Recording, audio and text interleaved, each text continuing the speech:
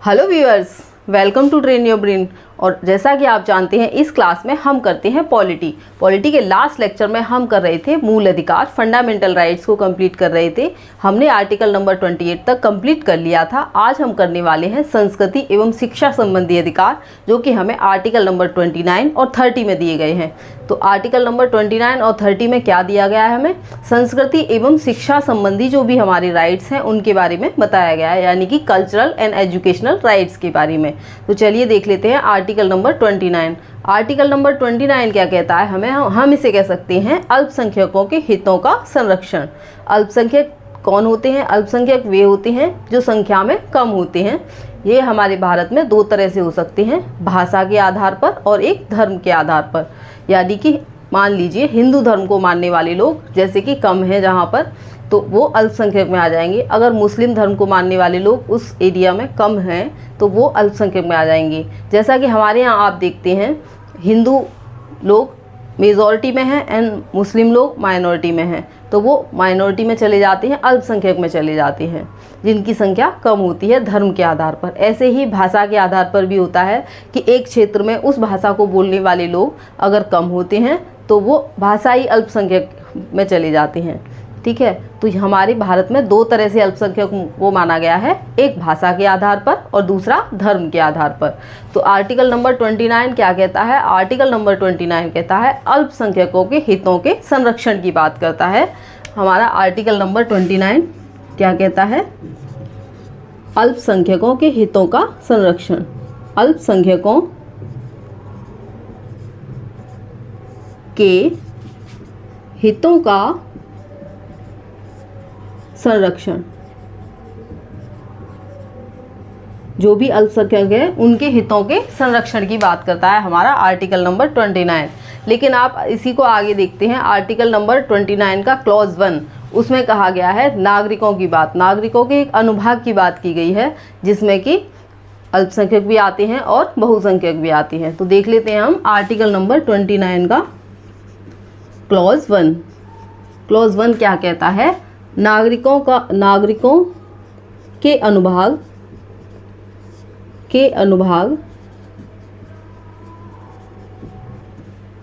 नागरिकों के अनुभाग को अपनी संख्यकों के हितों का संरक्षण। अल्पसंख्यकों के हितों का संरक्षण।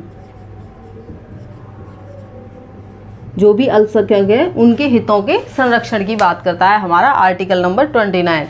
लेकिन आप इसी को आगे देखते हैं, आर्टिकल नंबर 29 का क्लॉज 1, उसमें कहा गया है नागरिकों की बात। नागरिकों के एक अनुभाग की बात की गई है जिसमें कि अल्पसंख्यक भी आते हैं और बहुसंख्यक भी आते हैं। तो देख लेते हैं हम आर्टिकल नंबर 29 का क्लॉज 1।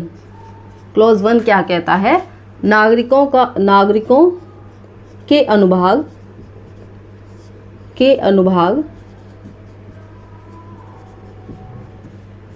नागरिकों के अनुभाग को अपनी भाषा यानी कि लैंग्वेज, संस्कृति यानी कि कल्चर एंड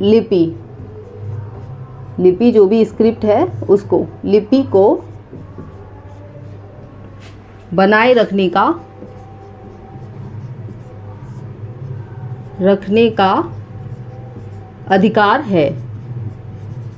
तो आर्टिकल नंबर 29 का क्लॉज 1 हमें बताता है नागरिकों के एक अनुभाग की बात करता है। यहाँ कहा गया नागरिकों का एक अनुभाग। नागरिकों के अनुभाग में आपके अल्पसंख्यक भी आ जाएंगे प्लस बहुसंख्यक भी आ जाएंगे।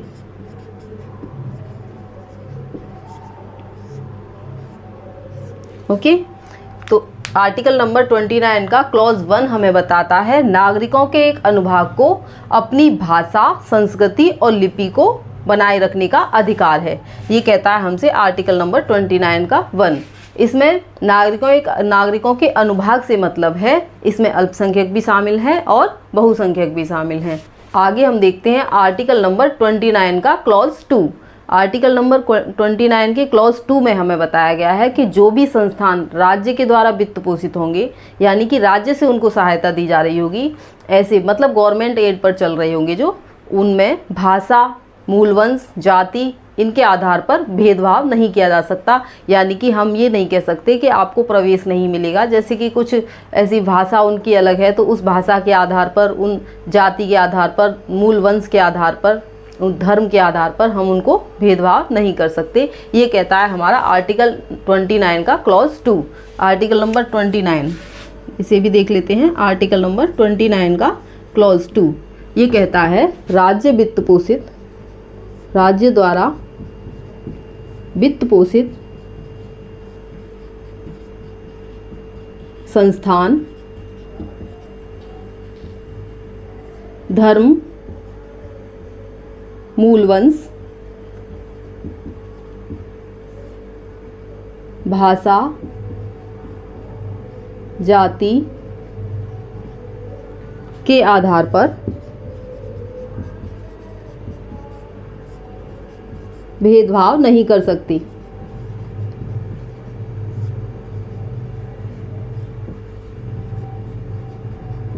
भेदभाव नहीं कर सकती। तो ये हमारा आर्टिकल नंबर 29 का क्लॉज 2 ये कहता है राज्य के द्वारा सहायता प्राप्त जितने भी संस्थान होंगे वो अल्पसंख्यक लोगों से या फिर ऐसे लोगों से जो कि धर्म, मूलवंश, भाषा और जाति के आधार पर हम उनसे भेदभाव नहीं कर सकते। यानी कि ना ही उनको प्रवेश में मना कर सकते हैं, ना ही अन्य चीज़ों के लिए मना कर सकते हैं। तो ये हो गया हमारा आर्टिकल नंबर 29। आगे हम देखते हैं आर्टिकल नंबर 30। आर्टिकल नंबर 30 हमसे क्या कहता है? आर्टिकल नंबर 30 का क्लॉज 1 में हमसे कहा गया है कि अल्पसंख्यक, जो भी अल्पसंख्यक हैं, अल्पसंख्यक 2 आधार पर है, एक भाषा के आधार पर और एक धर्म के आधार पर। तो वो अल्पसंख्यक अपनी रुचि के शिक्षण संस्थान खोल सकते हैं। जो भी अपने बच्चों को शिक्षा देना चाहते हैं तो अपनी पसंद के शिक्षण संस्थान वो खोल सकते हैं। तो आगे देख लेते हैं हम आर्टिकल नंबर 30। तो आर्टिकल नंबर 30, आर्टिकल नंबर 30 क्या कहता है? अल्पसंख्यकों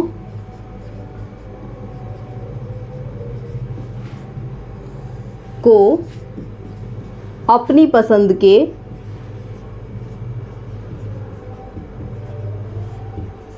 शिक्षण संस्थान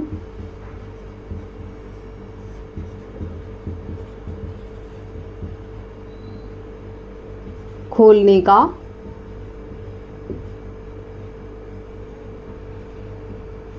अधिकार है।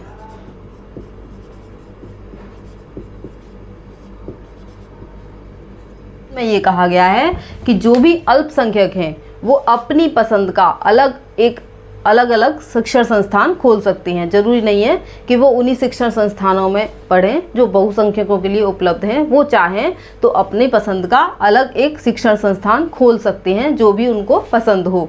यहाँ पर क्या है, वो अपनी रुचि की भाषा में भी शिक्षा दे सकते हैं।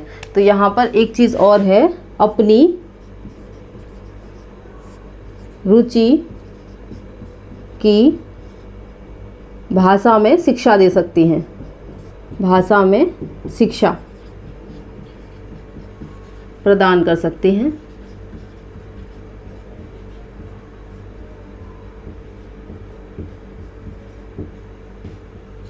तो ये कहा गया है यहाँ पे अल्पसंख्यक अपनी पसंद के शिक्षण संस्थान खोल सकते हैं और उन शिक्षण संस्थानों में अपनी रुचि की, अपनी पसंद की किसी भी भाषा में शिक्षा प्रदान कर सकते हैं। आर्टिकल नंबर 30 का क्लॉज 1 ये जो आर्टिकल है ये भी आर्टिकल नंबर 29 के अधीन ही आएगा। आर्टिकल नंबर 29 में क्या कहा गया है? अल्पसंख्यकों के हितों का संरक्षण। इसीलिए आर्टिकल नंबर 30 भी अल्पसंख्यकों के हितों की बात करता है, तो ये भी आर्टिकल नंबर 29 के अधीन आएगा। तो यहाँ पर हमने बात की अल्पसंख्यकों की। अल्पसंख्यक 2 तरह से हो सकते हैं, धर्म के आधार पर और भाषा के आधार पर।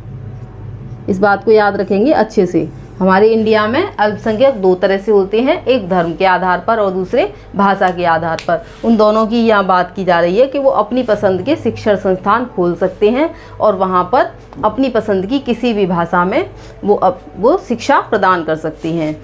दूसरी चीज़ हम कहते हैं यहाँ पर कि अगर राज्य ऐसे शिक्षण संस्थानों का अर्जन करता है, यानी कि उनको खरीद लेता है, तो क्या करेगा, वो उनको हर्जाना देगा, पर्याप्त हर्जाना देगा। अगर ऐसे शिक्षण संस्थानों का राज्य अधिग्रहण करता है, उनको खरीद लेता है या उन पर अधिकार कर लेता है, तो उनको पर्याप्त हर्जाना देगा। ओके, इसी में कहा गया है। तो इसमें लिख लेते हैं, राज्य ऐसे शिक्षण संस्थानों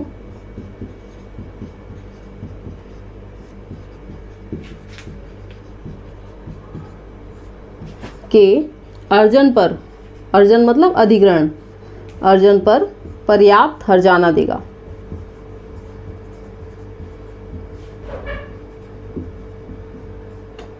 ओके, तो ये हो गया हमारा आर्टिकल नंबर 30 का क्लॉज 1। अब हम देखते हैं आर्टिकल नंबर 30 के क्लॉज 2। आर्टिकल नंबर 30 के क्लॉज 2 में क्या कहा गया है कि राज्य अगर शिक्षण संस्थानों को अनुदान देता है, चाहे वो अल्पसंख्यकों को दे या बहुसंख्यकों के संस्थानों को दे, तो राज्य जब भी शिक्षण संस्थानों को आर्थिक अनुदान प्रदान करेगा, यानी कि उनको कुछ हेल्प प्रदान करेगा रुपए पैसे से, तो वो ऐसे शिक्षण संस्थान जो अल्पसंख्यकों के लिए बनाए गए हैं उनसे कोई भेदभाव नहीं करेगा। जैसा उनके लिए करेगा तो उनके लिए भी पर्याप्त अनुदान प्रदान करेगा। तो यहाँ पर हम देखते हैं आर्टिकल नंबर 30 का क्लॉज 2। आर्टिकल नंबर 30 के क्लॉज 2 में कहा गया है कि राज्य आर्थिक अनुदान देने में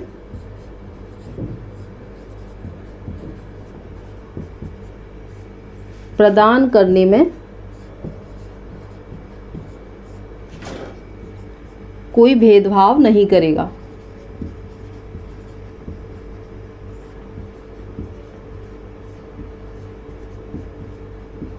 ओके, तो ये हो गया हमारा आर्टिकल नंबर 30 का क्लॉज 2। अब हम देखते हैं आगे।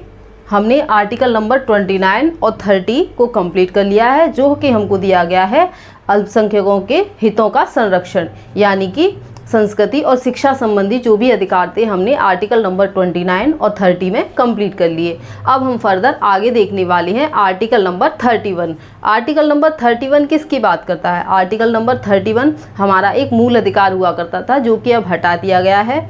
आर्टिकल नंबर 31 में हमें संपत्ति के संबंध में अधिकार दिए गए थे। ओके, तो हम इसको अच्छे से समझ लेते हैं, क्योंकि हटा दिया गया है, एक संविधान संशोधन भी किया गया था, तो ये आपके एग्ज़ाम के लिए बहुत ही इम्पॉर्टेंट हो जाता है। इसे हम अच्छे से समझ लेंगे। चलिए देख लेते हैं। तो हम देख लेते हैं संपत्ति का अधिकार। संपत्ति का अधिकार जो हमें आर्टिकल नंबर 30 में दिया गया था, ख़त्म कर दिया गया है। संपत्ति का अधिकार हमारा एक मूल अधिकार हुआ करता था फंडामेंटल राइट्स में, क्योंकि दिया गया था तो मूल अधिकार हुआ करता था, लेकिन उसको संशोधन के द्वारा समाप्त कर दिया गया है। तो संशोधन कौन सा हुआ था, ये कौन सी आर्टिकल में दिया गया था, इन सब चीज़ों को हमें जानना बहुत ज़रूरी है। तो देख लेते हैं हम संपत्ति संबंधी अधिकार। संपत्ति संबंधी अधिकार हमें कहाँ दिया गया था? संपत्ति का अधिकार हमारा एक फंडामेंटल राइट था। लेकिन जब ज़रूरत पड़ी, जब हमारे देश में ऐसी स्थिति थी कि ज़रूरत पड़ी उन ज़मीनों का अधिग्रहण करने की, क्योंकि कुछ लोगों के पास बहुत ज़्यादा ज़मीन थी और कुछ लोगों के पास ज़मीन नहीं थी। और दूसरी चीज़ ये भी थी कि उस टाइम पर देश में निर्माण कार्य चल रहे थे, जैसे पटरियां बनाई जा रही थी, कहीं पर कुछ निर्माण कार्य करना बहुत ज़रूरी था। तो उस टाइम पर उन ज़मीनों का अधिग्रहण करना ज़रूरी था। तो जब भी वो अधिग्रहण करते थे तो संपत्ति का अधिकार हमारा फंडामेंटल राइट्स में आया करता था। इसीलिए वो लोग क्या है, कोर्ट जाने लगे उसी फंडामेंटल राइट्स की वजह से।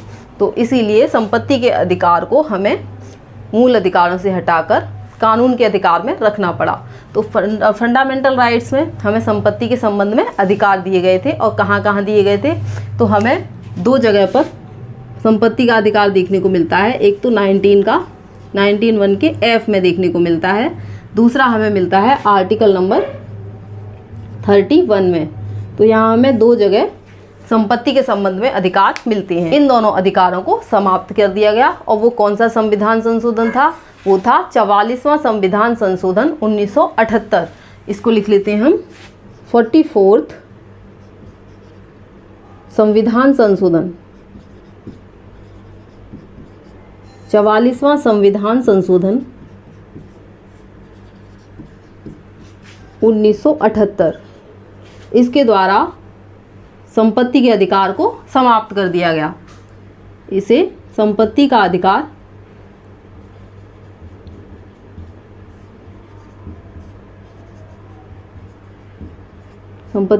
को समाप्त कर दिया गया। और इसे कहाँ रख दिया गया? एक कानूनी अधिकार बना दिया, कानूनी अधिकार। और कहाँ रख दिया गया? 300 का में। ओके, तो ये हो गया हमारा आर्टिकल नंबर 31। आर्टिकल नंबर 31 में हमें संपत्ति के संबंध में अधिकार दिया गया था, जो कि संविधान संशोधन 44वां जो हुआ था 1978 में, उसके द्वारा उसे समाप्त कर दिया गया। लेकिन हम इसे थोड़ा सा और डिटेल में समझ लेंगे। हमें आर्टिकल नंबर 31 का clause A, clause B, clause C के बारे में हम अच्छे से समझ लेते हैं। तो सबसे पहले हम देखते हैं आर्टिकल नंबर 31 का क्लॉज ए हमसे क्या कहता है। आर्टिकल नंबर 31 का क्लॉज ए, आर्टिकल नंबर 31 का क्लॉज ए कहता है कि राज्य लोक हित में जब भी संपत्ति का अर्जन करेगा तो उसके लिए पर्याप्त हर्जाना देगा। राज्य लोक हित में संपत्ति का अर्जन करेगा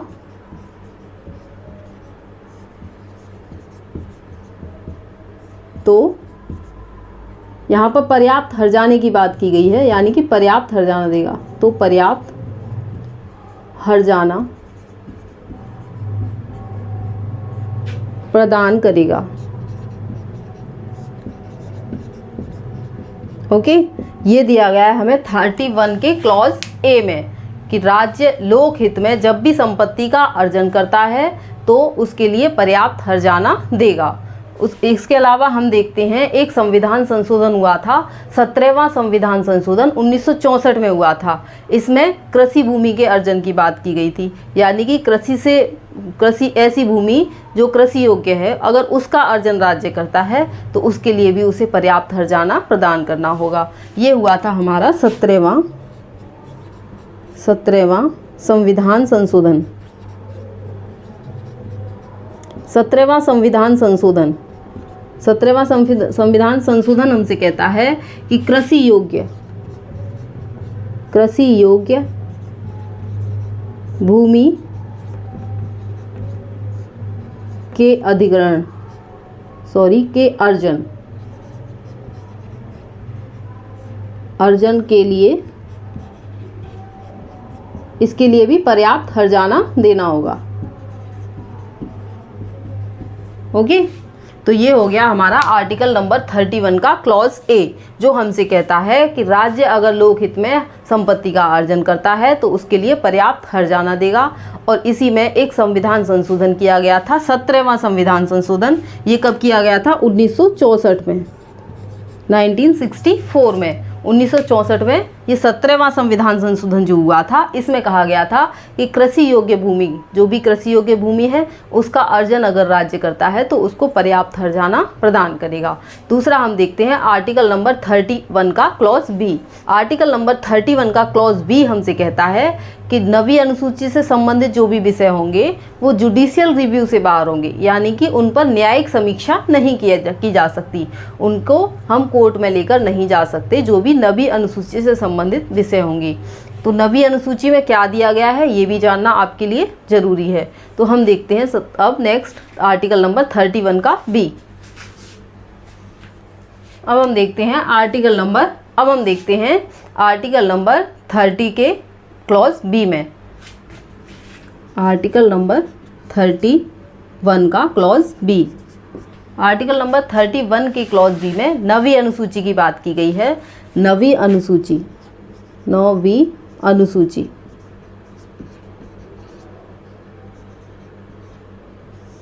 तो नवी अनुसूची, जब भी नवी अनुसूची की बात होगी इसमें तो वो उस न्यायिक समीक्षा से बाहर रहेगा, यानी कि जुडिशियल रिव्यू उस पर नहीं किया जा सकता। तो नवी अनुसूची से संबंधित, अभी बताएंगे आपको क्या है नवी अनुसूची में। अगर आपको पता है तो आप हमें कमेंट बॉक्स में लिख सकते हैं। संबंधित, नवी अनुसूची से संबंधित विषय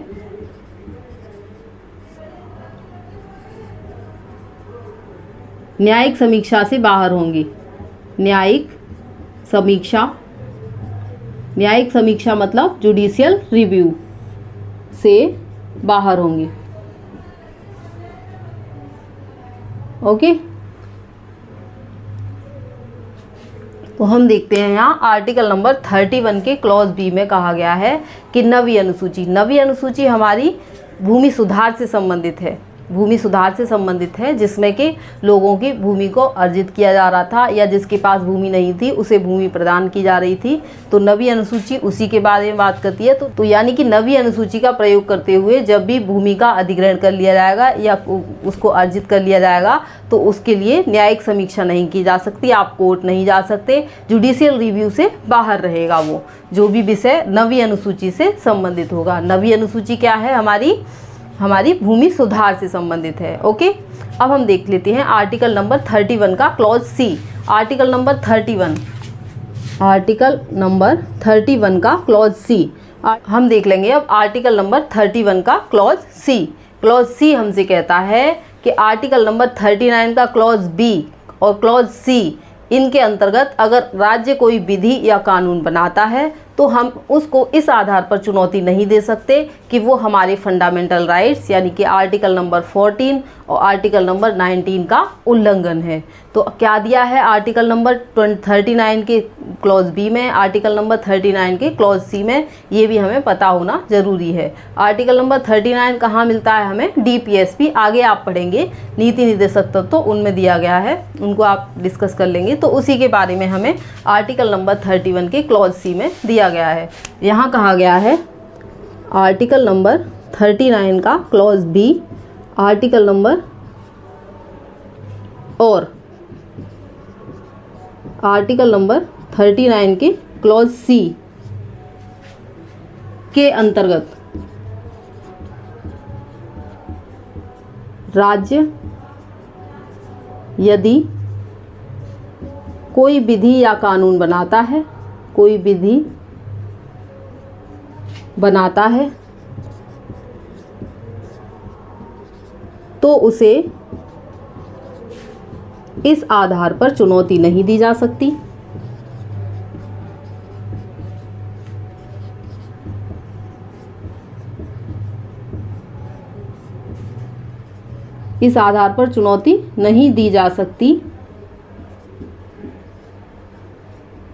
कि वह आर्टिकल नंबर 14 एंड 19 का अतिक्रमण है या उल्लंघन है।